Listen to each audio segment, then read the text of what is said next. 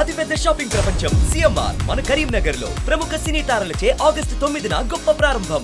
నమస్తే, నేను Keshav. Welcome to Suman TV. ఆంధ్రప్రదేశ్లో ప్రభుత్వ పథకాల పేరు మార్పు ఇప్పుడు ఒక సంచలనాంశంగా మారుతుంది. అలానే మహనీయులకు సంబంధించినటువంటి పేర్లు పెట్టడం, చరిత్ర పురుషులుగా చరిత్రలో ఎన్నటికీ గుర్తుంచుకోదగినటువంటి వ్యక్తుల పేర్లు పెట్టడం అనేది ఆసక్తికరంగా మారింది. అందులో ముఖ్యమైనటువంటి పేరు ఆంధ్రుల అన్నపూర్ణగా పేరొందినటువంటి డొక్కా సీతమ్మ పేరు.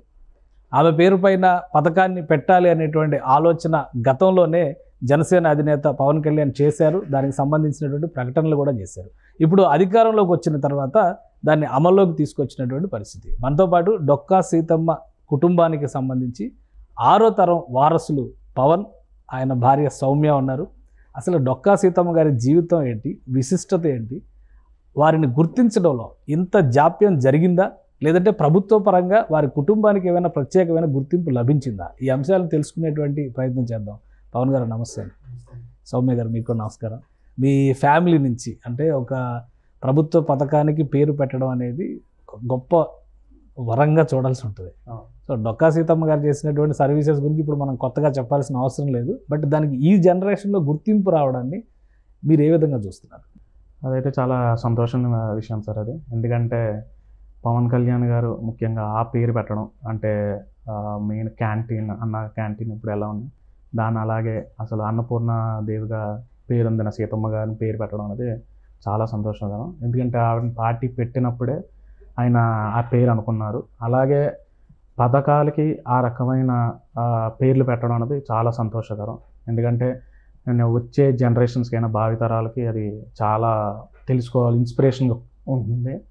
సో అది చాలా గొప్ప విషయం. అంటే మీకేమైనా మీతో ఏమైనా మీ ఫ్యామిలీతో ఏదైనా ఇంటరాక్షన్ కానీ ఈ పేర్లు పెట్టాలని అనుకునేటువంటి టైంలో అంటే ఆయన చాలా కాలం క్రితం కూడా చెప్పారు డొక్కా అంటే మన తెలుగు నేలపైన గొప్ప వ్యక్తులుగా ఉన్న వాళ్ళ పేర్లు అని ప్రస్తావిస్తూ ఉదాహరణగా చెప్పారు. అవును సార్. సో మీ ఫ్యామిలీతో దీనికి సంబంధించి ఏమైనా చర్చలు కానీ సంప్రదింపులు కానీ జరిగినాయా? సంప్రదింపులు అంటే నాకు తెలియలేదు సార్, నాకు తెలిసినానికి. కానీ ఆయన ఒక్కసారి వస్తానని చెప్పారు. అప్పుడు ప్రచారం టైంలో వస్తానన్నట్టుగా వచ్చి అన్నారు. కానీ పాప ఆయనకి ఒంట్లో ఒకసారి ప్రచారం చేసిన ఒంట్లో బాగలేక పవన్ కళ్యాణ్ గారికి ఆయన కుదరలేదు, షెడ్యూల్ కుదరక రాలేకపోయారు పాపం. సో మేబీ ఫ్యూచర్లో ఏమైనా అఫీషియల్గా ఏమైనా వచ్చి ఉంటే అవకాశాలు ఉండొచ్చేమో అని అనుకుంటున్నాను. రైట్. సౌమ్య గారు మీరు ఏమంటారు? మీ ఫ్యామిలీలో అంటే ఆ ఫ్యామిలీలోకి మీరు వెళ్ళారు. సో ఈ క్రెడిట్, ఈ గొప్పతనం ఇప్పుడు అన్ని పత్రికల్లో, మీడియాలో అన్నిట్లో కూడా డొక్కా సీతమ్మ గారి జీవిత చరిత్ర గురించి విస్తృతమైన చర్చ జరుగుతుంది. మీకేమనిపిస్తుంది? నేను ఇంట్లోకి వెళ్ళడం అదృష్టం అనుకుంటానండి. ఎందుకంటే అన్నపూర్ణదేవి దగ్గరికి వెళ్ళాలి అంటే భాగ్యం ఉండాలి అనే అన్నారు. వచ్చింది, పేరు వింటూ వింటూ పెరిగారు. నేను కూడాను మా ఊర్లో, మా స్వస్థలో అయిన కాకినాడలో కూడా చాలాసార్లు చూస్తూ ఉంటాం మేము. మాకు ఊర్లో విగ్రహాలు పెట్టినప్పటి సంబంధం వచ్చిన దగ్గర నుంచి పేరు గురించి తెలుసుకుంటూ, ఆవిడ గురించి తెలుసుకుంటూనే వస్తూ అంటే మీకు పెళ్లి సంబంధం వచ్చినప్పుడే తెలుసా వారి ఫ్యామిలీ? అంతే అండి. అంటే ఇంటి పేరు గురించి నుంచి అబ్బాయి పేరు చెప్తారు కదా, అప్పుడు ఇలా డొక్కా సీతమ్మ గారికి సంబంధించిన 6వ తరం వారు అని చెప్పారు. అప్పుడు ఆహా అని చెప్పేసి అక్కడి నుంచి విన్నాను పేరు అంటే ఏంటో తెలుసుకుంటూ చదువుకుంటూ వచ్చాను. ఆ తర్వాత ఇప్పుడు ఇంట్లోకి పూర్తిగా వచ్చిన తర్వాత ఆవిడ ఇంటి దగ్గరికి వెళ్ళి విషయాలన్నీ తెలుసుకుంటూ ఆవిడ ఎలా పెట్టారు, ఏం చేశారు అవన్నీ తెలుసుకుంటారు. అంటే మీరు తెలుసుకున్నారా ఇంట్లో అడుగు పెట్టిన తర్వాత ఆమె సేవలు ఎలా ఉంటాయని తెలుసుకున్నారా? అవునండి. ఎవరు చెప్పారు మీకు అవన్నీ, ఆ వివరాలన్నీ? ఒకటి మా అత్తగారు వాళ్ళు చెప్తూ ఉంటారండి, లేదంటే రోజు మా ఆయన చెప్తూ ఉంటారు. మా ఇంట్లో చరిత్ర ఉంది, చదువుకుంటూ ఉంటాం అప్పుడప్పుడు. అంటే ఆమె ఏ విధంగా ఉండేవారు అనే దానికి ఒక చరిత్ర ఉందా ఇంట్లో? ఉందండి. ఏంటి పవన్ గారు ఏంటి అటువంటి చరిత్ర? అంటే చాలా టెక్స్ట్ బుక్స్లో వాటిలో చూసాము. డొక్కా సీతమ్మ గారి పేరు అయితే తెలుసు చాలామందికి, చాలామంది ప్రవచనకర్తలు కూడా ప్రముఖంగా ప్రస్తావించిన పేరు కాబట్టి తెలుస్తుంది. గోదావరి జిల్లాలో అయితే మరీ ముఖ్యంగా ఆ పేరుకి పాపులారిటీ ఉంది. సో ఆమె చరిత్ర ఇది అని స్పష్టంగా చెప్పేటువంటి ఆధారాలు కానీ దానికి సంబంధించినటువంటి వస్తువులు కానీ మీ దగ్గర పర్టికులర్గా ఏమున్నాయి? వస్తువులు అంటే అండి, ఇల్లు అయితే అలాగే ఉందండి. సో నేను పుట్టిన పెరిగింది కూడా అదే ఇంట్లోనండి, పెరిగింది కూడా, చదువుకుంది అక్కడ లంకల గన్నవరంలోనే.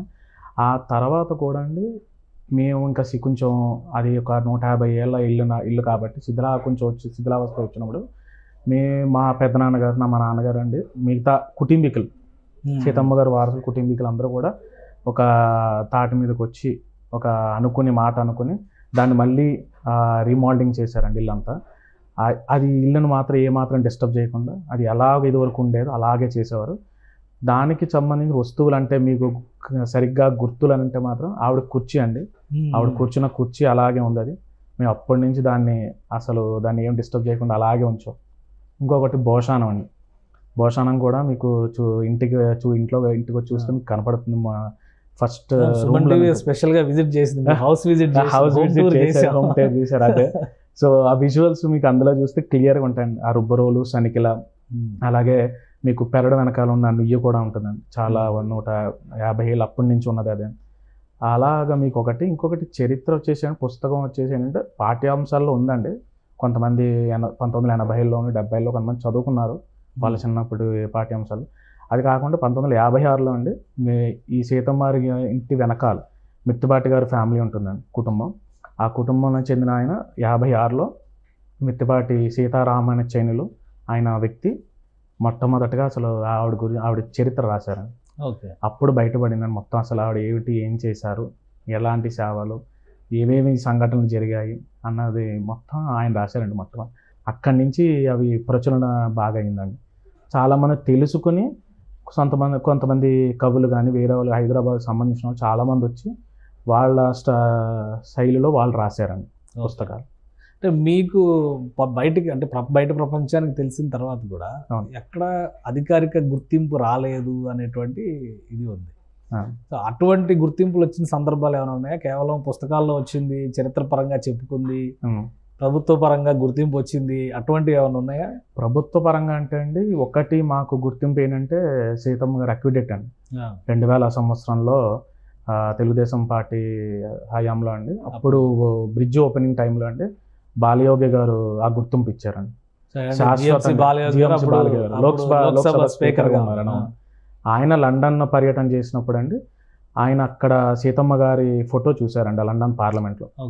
ఆ ఫోటోని చూసి ఇది ఈవిడ ఎవరు అని చెప్పి వాళ్ళ సెక్రటరీ గారిని అడిగితే అండి అప్పుడు సెక్రటరీ గారు కనుక్కుని ఇలా పలానా గోదావరి జిల్లా లంకలగన్నవరం గ్రామస్తులైన డొక్కా సీతమ్మ గారు అని చెప్తే సరే వీళ్ళకి ఏదో ఒకటి చెయ్యాలి మనం, అది ఆయన కాన్స్టిట్యున్సీ, ఏదో ఒకటి చెయ్యాలి, వీళ్ళకి శాశ్వతంగా పేరు నిలిచిపోవాలి అని అంటే అప్పుడు బ్రిడ్జికి ఆ పేరు పెట్టారండి, ఓపెనింగ్ అని. అప్పుడు మన చంద్రబాబు నాయుడు గారు, ముఖ్యమంత్రి చంద్రబాబు నాయుడు గారు అండ్ బాలయోగి గారు వచ్చి ఓపెనింగ్ చేశారండి 2000. అప్పుడు అక్కడ ఒక విగ్రహం కూడా పెట్టారు కదా, ఒక డొక్కా సీతమ్మ గారు. అసలు విగ్రహంలో ఇప్పుడు చాలా ఫొటోస్ వైరల్ అవుతున్నాయి. అవును, డొక్కా సీతమ్మ గారు అనగానే కొన్ని కలర్ ఫోటోలు కూడా వైరల్ అవుతున్నాయి. ఇప్పుడు మన దగ్గర కొన్ని ఫోటోలు ఉన్నాయి, ప్లే చేస్తారు. ఏ ఫోటో కరెక్ట్ మీరు చెప్పండి అందులో, ఎందుకంటే మీ అమ్మగారిది నాన్నగారిది ఫోటో చూసాము ఆల్రెడీ. ఒక అక్విడెక్ట్ దగ్గర ఒక విగ్రహం ఒకటి బాగా పాపులర్ ఉంది. అవునా, కలర్ ఫోటోలు వస్తున్నాయి కొన్ని. ఆ ఫోటోలు ఎవరివి ఏంటి, లేదా డొక్కా సీతమ్మ గారి ఫ్యామిలీ అయినా? లేదు, కలర్ ఫోటోలు అయితే డొక్కా సీతమ్మ గారు కాదండి. ఆవిడ పునఃస్త్రీగా ఉన్నప్పుడు ఎటువంటి ఫోటో లేదండి. ఓకే, అంటే భర్త గారు ఉన్నప్పుడు అయితే లేదండి, భర్త గారు చనిపోయారండి అప్పటికే. ఆ ఫోటో వచ్చినప్పటికీ అంటే అది ఫోటో అంటే అప్పట్లోనే గీసిందండి అది, యాక్చువల్లీ అది చేతితో గీసిన ఫోటో. అది కూడా మొదట ఒప్పుకోలేదండి. ఒప్పుకోకపోతే ఆఫీసర్కి ఉద్యోగం పోతుందని చెప్పేసి నీ కడుపు నేను కొట్టలేను కాబట్టి సరే నువ్వు నీ కోసం నీ ఉద్యోగం పోతుంది, నీ కడుపు పొట్ట కొట్టిన వాడు నేను అవుతాను, నాకు కారణం అవ్వకూడదని చెప్పి ఆవిడ కూర్చుని గీయించుకున్నారు అనుకో. ఓకే ఓకే, అదొక్కటే అని ఫోటో. కలర్ ఫోటో ఇప్పుడు ఈ వైరల్ అవుతుంది, ఇది డిస్ప్లే అవుతుంది, ఇది కాదండి, ఇది వేరే ఎవరో పెట్టారండి యూట్యూబ్లో. ఇది అప్పటికి చాలామంది ఫేస్బుక్లో పెట్టినప్పుడు కూడా నేను వైరల్ అయినప్పుడు చెప్పానండి, ఫేస్బుక్లో కమెంట్ ఇచ్చాను, ఇలాగా పలానా వారసునండి నేను చెప్తున్నానండి, అది కాదండి, కాదు తప్పు. ఇది మేము తర్వాత తెలుసుకున్నామండి. సర్లే అసలు ముందంటూ ఇది కాదు అని చెప్పాలంటే వాళ్ళు ఎవరు, మన ఫోటో ఎవరు అనేది అని తెలుసుకోవాలి. సరే అని తెలుసుకున్న తర్వాత మేము తాడేపల్లి రాఘవనారాయణ శాస్త్రి గారు అని చెప్పి ఆయన బాలా త్రిపుర సుందరి అమ్మవారి ఉపాసకులండి. ఆయన గుంటూరు గ్రామం చెందిన ఆయన అండి. ఆయన చాలా గొప్ప. ఆ ఫోటో ఇప్పుడు ఆయనదండి. అది అస్సలు లేదండి, సంబంధం లేదు. సో అది మేము చెప్పాము, కానీ ఆయన ఇంకా స్టిల్ ఎక్కడో ఉండిపోయింది, అది ఇంకా ఆ సోషల్ మీడియాలో ఉండిపోయిందండి. రైట్, ఇప్పుడు మీ ఫ్యామిలీ గురించి మాట్లాడితే డొక్కా సీతమ్మ గారికి 6వ తరం అంటున్నారు. అవును. సో ఏ విధంగా 6వ తరం, మీ క్రానాలజీ ఏంటి అసలు? క్రానాలజీ అంటే అండి డొక్కా సీతమ్మ గారికి ఆయన భర్త గారి పేరు జోగన్న గారండి. జోగన్న గారికి 2 కొడుకులండి, సుబ్బారాయుడు గారు అలాగే గోపాలం గారు. ఓకే. సో ఇప్పుడు పెద్ద కొడుకు వచ్చేసి ఎవరంటే అండి సుబ్బారాయుడు గారు అండి, చిన్న కొడుకు గోపాలం గారు. రాయుడు గారికి మళ్ళీ ఇంకో 2 కొడుకులండి, ముగ్గురండి. రామజోగయ్య, రామభద్ర గారు, సూర్యనారాయణమూర్తి. ఓకే. ఈ సూర్యనారాయణమూర్తిగా ఈ రామభద్రుడు కానీ 2 అండి, మళ్ళీ సూర్యబాబు, వెర్రిబాబు. ఓకే. మన రామజోగ గారికి ఒకే కొడుకు అండి, కృష్ణమూర్తి గారు. ఓకే. సూర్యనారాయణమూర్తికి ఏమో 3 కొడుకులండి. అందులో మా తాతగారు ఒక 3 కొడుకుల్లో గోపాలకృష్ణమూర్తి గారు అండి, వీరభద్రం గారు, ఇంకొకరు వచ్చేసి సుబ్బారాయుడు గారు మళ్ళీ. ఓకే. అదే. సో మీ తాతగారు, మీ నాన్నగారు, మీ తర్వాత మా వాళ్ళు ఎంతమంది? మీ నాన్నగారు వాళ్ళు? మా నాన్నగారు వాళ్ళు 2 అండి. ఓకే. ఒకళ్ళు ఉదయ్ భాస్కర్ రావు అండి, పెద్ద ఆయన, మా పెద్ద నాన్నగారు. 2 మా నాన్నగారు అండి, కామేశ్వరరావు గారు. ఓకే. మీరు మీ నాన్నగారికి? మా నాన్నగారికి 2వ కొడుకునండి. ఓకే. మీరు 2వ కొడుకు. మీ అన్నయ్య గారు ఏం చేస్తారు? అన్నయ్య గారు చార్టెడ్ అకౌంటెంట్ ప్రాక్టీస్ విశాఖపట్నంలో చేస్తారు. సో ఇప్పుడు ఈ మొత్తం తరంలో మీరు 6వ తరంలో మీ జనరేషన్ ఉందా? మిగతా వారి వారసులు కూడా ఎవరైనా ఉన్నారు? ఇంకా ఉన్నారండి, ఉన్నారు. అంటే 4వ తరం దాకా అక్కడే ఉన్నారండి. తర్వాత 5వ తరంకి వచ్చినోడికి ఇంకా ఎవరికి వాళ్ళు ఉద్యోగం రీత్యా వెళ్ళిపోయారండి. ఓకే. చాలా మంది. సో ఇప్పుడు లంకల గన్నవరంలో మీ నాన్నగారు మాత్రమే ఉన్నట్టు? అంతే, మా నాన్నగారు మాత్రమే ఉన్నారు ఆ జనరేషన్. తర్వాత జనరేషన్ లో మీరు ఇక్కడ ఉన్నారు, మీ అన్నయ్య గారు విశాఖపట్నం. ఓకే. మిగతా వాళ్ళు ఉన్నారండి, హైదరాబాద్ ఉన్నారు, బెంగళూరు, ఢిల్లీ, కొంతమంది స్టేట్స్కి వెళ్ళిపోయారండి చాలా మంది. సో అంటే ఫ్యామిలీ విశ్వవ్యాప్తం అయింది.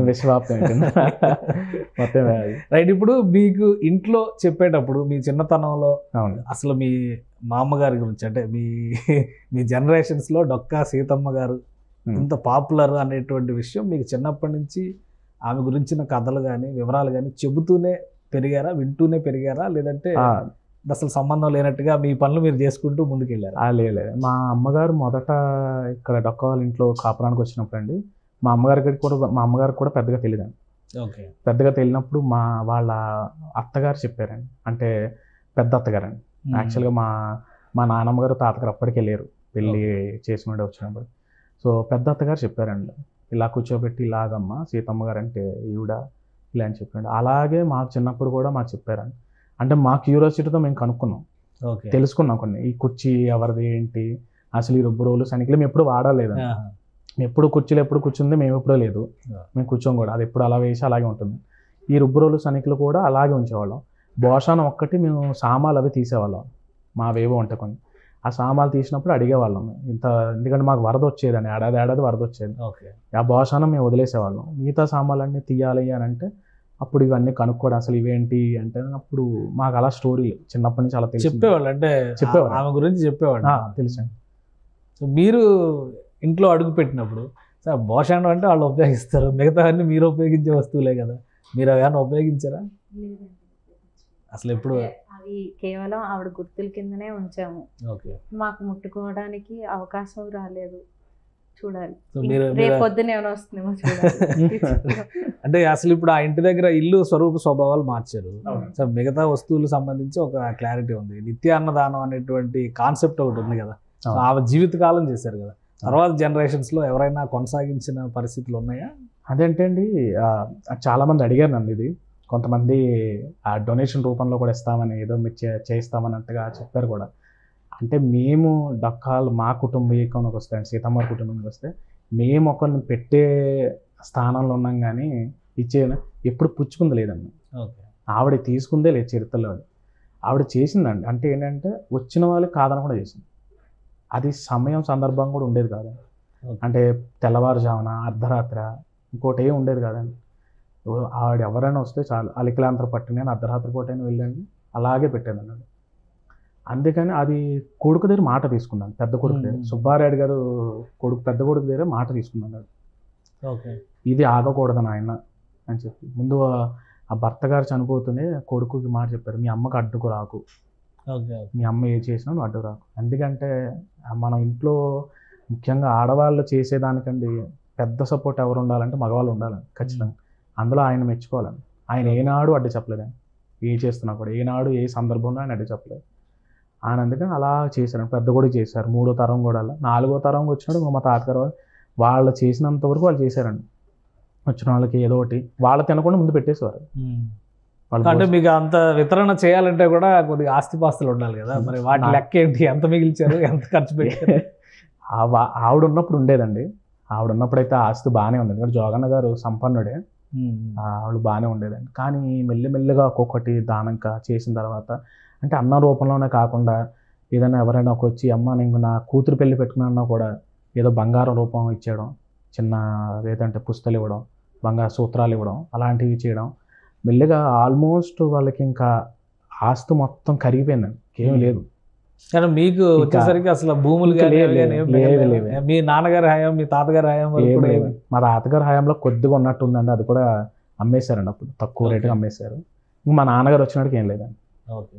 సో మీరు ఇంట్లో ఉన్నటువంటి వస్తువులన్నీ ఓకే, కానీ చెక్క కుర్చీ, భోషాణ ఇవన్నీ కూడా 100 ఏళ్ళు దాటిపోయినాయి హిస్టరీ కదా, ఎలా వాటిని ప్రొటెక్ట్ చేసుకుంటూ వచ్చారు? అది చెప్పాలంటే మా తాతగారు మా నాన్నగారే చేశారండి నా చేసినది. ఎందుకంటే అది ఎవ్రీ టైం దాన్ని ఏమంటారు పాలిష్ పెట్టడం కానీ ఇట్లాగా, అది ఆ ప్రొటెక్షన్ అలాగా ఆయన వాళ్ళే చూసుకున్నారు, మా పెద్దవాళ్ళు ఎప్పటికప్పుడు జాగ్రత్త తీసుకోవడం.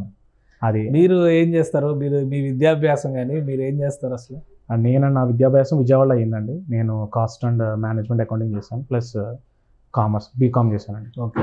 అండ్ నేను 2016లో కాగ్నిజెంట్ టెక్నాలజీస్లో ఫస్ట్ జాయిన్ అయినండి. ఆ తర్వాత 2020లో అప్పుడు ప్రజెంట్ స్విస్ బ్యాంక్లో చేస్తున్నాను. ఓకే. Financial controller. హైదరాబాద్లోనే ఉంటారు? హైదరాబాద్ నుంచే చేస్తాను. హైదరాబాద్ నుంచి. మీరండి, మీ విద్యాభ్యాసం కానీ అరేంజ్డ్ మ్యారేజ్ అన్నా? మాది అరేంజ్డ్ మ్యారేజ్ అండి. నేను గీతం యూనివర్సిటీ వైజాగ్లో ఎంఎస్సి మైక్రోబయాలజీ చేశానండి. ప్రస్తుతానికి ఖాళీగా ఉన్నాను. ఇంట్లో ఉన్నారు? ఇంట్లోనే. సో ఇప్పుడు ఈ స్టోరీ అంతా విన్న తర్వాత గవర్నమెంట్లు డొక్కా సీతమ్మ గారి పేరు మీద పథకాలు పెట్టడం, క్యాంటీన్లు పెట్టడం, వీటన్నిటి గురించి వస్తున్న తర్వాత మీకు ఏమనిపిస్తుంది? అంటే గవర్నమెంట్ వరకు అయితే మాత్రం ఇలా పేర్లు పెట్టడం వల్ల మేము అలాగే సర్వేపల్లి రాధాకృష్ణ గారి గురించి కానీ ఇంకోళ్ళ గురించి కానీ అలా అయితే సరే ఈ పేరు విన్నాము కాబట్టి వీళ్ళ గురించి ఏంటి అన్నది తెలుసుకోవాలనుకున్నాం. అలాగే ఇప్పుడు ఈ పేర్లన్నీ వింటుంటే మా తర్వాత జనరేషన్స్ వాళ్ళు కూడా ఈ పేరు ఏదో ఉంది కదా అంటే ఎవరు ఏంటి అనైనా తెలుసుకుంటారు, కొంచెం హిస్టరీ తెలుస్తుంది, వీళ్ళకి కూడా కొంచెం మంచితనం ఏమైనా రావచ్చు అని అవకాశాలు ఉంటాయి. డొక్కా సీతమ్మ గారు అంటే గోదావరి జిల్లాలో బాగా పాపులర్ అని, ఇప్పుడు రాష్ట్రం అంతా పాపులర్ అయ్యారు. మీరు ఏం చెప్తారంటే గవర్నమెంట్ పేరు పెట్టే క్రమంలో వారసుల్ని గుర్తించడం ఇట్లాంటివన్నీ కూడా జరుగుతూ ఉంటాయి. సో మీకు అటువంటి ఐడెంటిటీ ఏమైనా వచ్చిందా? ఇప్పుడు అల్లూరి సీతారామరాజు గారు వారసులు అనగానే ఒక ఐడెంటిటీ ఉంది, ఎక్కడో ఎప్పుడో తరం. ఇది అల్లూరి సీతారామరాజు గారు కూడా మీతో పాటే లెక్కేసుకోవాలి, ఎందుకంటే ఆయన కూడా 1920 ఆ టైంలో జరిగినటువంటి ఉద్యమం కాబట్టి అన్నమాచార్య వారసులను కూడా గుర్తిస్తున్నటువంటి పద్ధతి ఉంది మనకి. సో మీకు అటువంటి గుర్తింపు ఏదైనా లభించిందా, లేదంటే మేము డొక్కా సీతమ్మ గారి వారసులను క్లెయిమ్ చేసుకోవడం వరకే మిగిలిందా? క్లెయిమ్ అంటే ఏం లేదండి, అంటే అది తెలియందేం కాదండి అందరికీ. సో మాకంటూ అది ఇల్లు ఉంది, సో మా కుటుంబీకులు ఉన్నారు, అంటే మేబీ ఎవరో కుటుంబాలు లేక ఆ ఇల్లు అయ్యో మనం వదిలేసాము శిథిలావస్థకు వచ్చేసింది ఎవరో పట్టించుకోవట్లేదంటే మేమేమైనా వచ్చి మేము కొంచెం అయ్యో సార్ ఇది మాది అని గుర్తించడానికి అడుగుతాం. సో మాకంటూ నా తెలిసిన ఐడెంటిటీ మాకు ఆల్రెడీ ప్రజలు ఇచ్చేశారు, ఆల్రెడీ చుట్టుపక్కల వాళ్ళు మాకు ఆల్రెడీ ఇచ్చారు, కాదనడానికి అది కూడా స్కోప్ ఎవరికి లేదు. అది సో పథకం ప్రారంభం టైంలో అంటే క్యాంటీన్లు ప్రారంభిస్తారు అంటున్నారు. పవన్ కళ్యాణ్ గారు వస్తా అన్నారు అని మీరు ఇందాక చెప్పారు. అవునండి, ఇప్పుడు నాకు తెలియదు మరి. సో అటువంటి వాటి మీద ఏమన్నా అఫీషియల్ కరస్పాండెన్సెస్ ఏమన్నా జరిగినాయా మీతో కానీ మీ పెద్దలతో కానీ? మా పెద్దలతో ఏమో నాకు తెలిసినందుకు లేదనుకుంటండి, నాకు తెలిసినందుకు లేదు, అయితే కరస్పాండెన్స్ అయితే లేదు. అంటే అటువంటి పేర్లు పెడితే బాగుంటుంది అని ఆయన ఆలోచన నుంచి. మీరేం ఎక్స్పెక్ట్ చేయట్లేదా ప్రభుత్వ పక్షాన కానీ మీరు కానీ మీ ఫాదర్ కానీ ఏమి ఎక్స్పెక్ట్ చేయట్లేదా? అంటే ఈ గుర్తింపు చాలని అనుకుంటున్నారా? మాకు పర్టికులర్గా మాకైతే పెద్దగా ఇది లేదు సార్, అది మాకు ఉన్నది ఆ ఇల్లు ఉంది, అది చాలు మాకు, అంతకంటే ఆమె వారసులు అనేటువంటి పేరు చాలని చెప్పాలి, అంతకంటే మాకు భాగ్యం ఇంకా లేదు. ప్రభుత్వ పరంగా ఇప్పుడు కార్యక్రమం మధ్యాహ్న భోజన పథకం అవును సార్ స్టార్ట్ అయింది, ఆల్రెడీ జరుగుతుంది. స్కూళ్ళల్లో అన్నింటిలో కూడా బోర్డ్స్ మెనూస్ అన్ని రాస్తున్నారు చాలా క్లియర్ గా. సో నెక్స్ట్ క్యాంటీన్స్ మొదలు పెడతారనేటువంటి మాట చెప్తున్నారు. ఇంకా డొక్కా సీతమ్మ గారి సర్వీసెస్ విషయంలో కానీ ఆమె వితరణ గురించి కానీ భవిష్యత్ తరాలకు తెలియాలంటే ఏం చేస్తే బాగుంటుందని మీరు ఫీల్ అవుతున్నారు? అంటే ఇది ఆల్రెడీ అయితే అండి ఇందులో చాలామంది కూడా అండి మెయిన్ బుక్స్ పబ్లిష్ అనేది బాగా జరిగిందండి. అంటే రీసెంట్ టైమ్స్లో నేను కోవిడ్ టైంలో ఉన్నప్పుడు కానీ అంటే చాలామంది వచ్చేవారు, మేము కోవిడ్ టైంలో నేను వర్క్ ఫ్రమ్ హోమ్ అక్కడే చేసేవాడిని. సో చేసినట్టు చాలామంది వచ్చి కూడా కొంతమంది హైదరాబాద్ నుంచి ప్రముఖ కవులు కానీ ఎవరైనా రచయితలు వచ్చి వాళ్ళ రీతిలో వాళ్ళు పుస్తకాలు రాశారండి, కథనం. అలా చేసి పుస్తకాలు పంపిణీ చేస్తున్నారండి.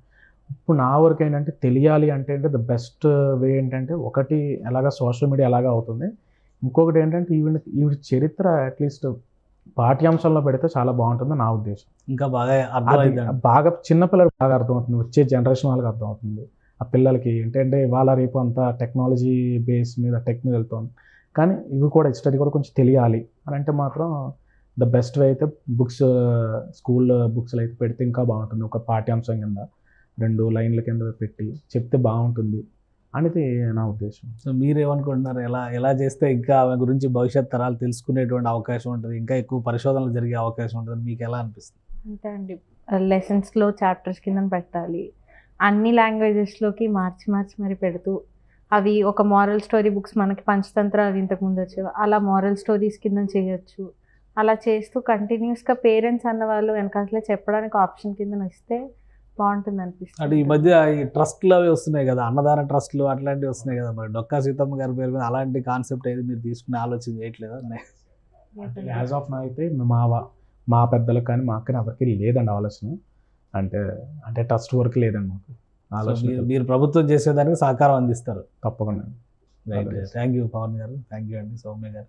ఇది డొక్కా సీతమ్మ గారి చరిత్ర భవిష్యత్ తరాలకి తెలియజెప్పాల్సినటువంటి అవసరం ఉందని ఆ కుటుంబీకులు భావిస్తున్నారు. అదేవిధంగా ఇది 6వ తరం అయినప్పటికీ కూడా ఆమెకు సంబంధించినటువంటి స్మృతుల్ని కాపాడుకోవడం ద్వారా భవిష్యత్ తరాలకి స్ఫూర్తినివ్వాలని భావిస్తున్నారు. ప్రభుత్వం తీసుకున్నటువంటి నిర్ణయం ఇన్ని సంవత్సరాల తర్వాత డొక్కా సీతమ్మ సేవలకి ఒక ప్రత్యేక గుర్తింపుగా వారు భావిస్తున్నారు. అదేవిధంగా రాష్ట్ర ప్రభుత్వం ఈ పేరు పెట్టడం వెనకే ఒక అద్భుత విజయాన్ని సాధించినట్లుగా పవన్ చెప్తున్నారు. ఇది స్పెషల్ డిస్కషన్, కీప్ వాచింగ్.